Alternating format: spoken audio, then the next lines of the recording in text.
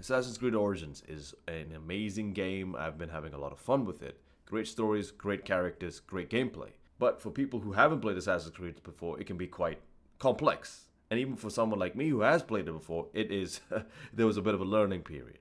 I've come up with 5 tips that should allow you to play Assassin's Creed Origins on any difficulty with ease. So let's get into it. Number 1, always use Senju first. Senju is the hawk that Bayek gets in the beginning of the game. Senju can mark out a bunch of things from people to animals to treasure. So Senju is always going to be used first before you go into any location, whether it's treasure hunting, whether it's a blinded fort, doesn't matter. Whatever it is, use Senju first. Senju allows you to track the enemies, allows you to track the alarm, which we will get into why that's important a little later. So yes, always use Senju first. That's my number 1 tip. Tip number 2, trap the alarm. Alarm is very, very important, whether you're infiltrating a fort or a bandit hideout.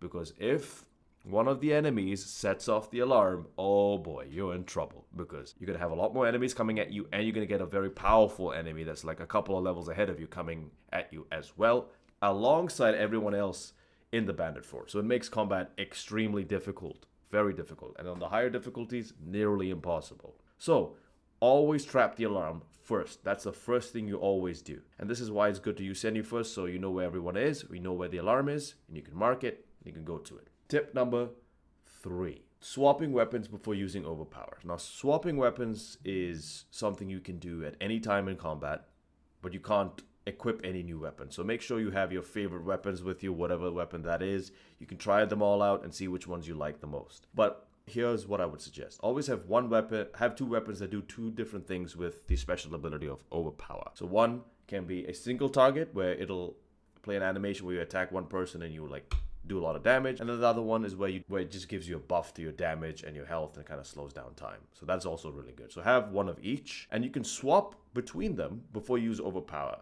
And that's really cool because you can build it with one and then swap to the other and use that weapon's special overpower effect. Tip number 4 is in the beginning of the game, use sword and shield. Don't use any other weapon until you get good with sword and shield. Because sword and shield is really, really good for beginners because it gives you damage, it gives you protection, it allows you to move quickly, and the weapons are quick, but they also do damage. So it's just a really good all-around set for someone who's just starting up in the game.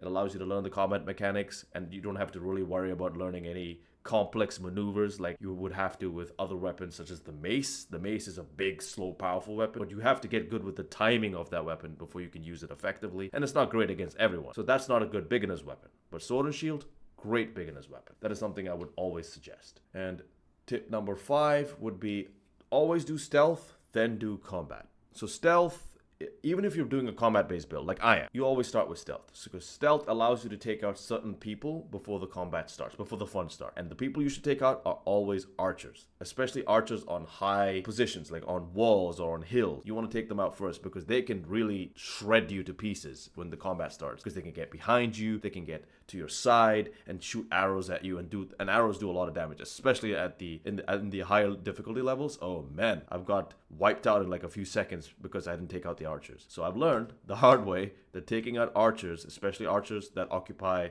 walls or hills, is very important and can make the combat so much more fun and smoother where you don't have to keep reloading the game. So yeah, that is my 5 tips for the game. Hopefully this will help you have a lot of fun with Assassin's Creed Origins. I do plan to play more Assassin's Creed games as before Assassin's Creed Black Flag Resynced comes out. So yeah, see you all on the next one.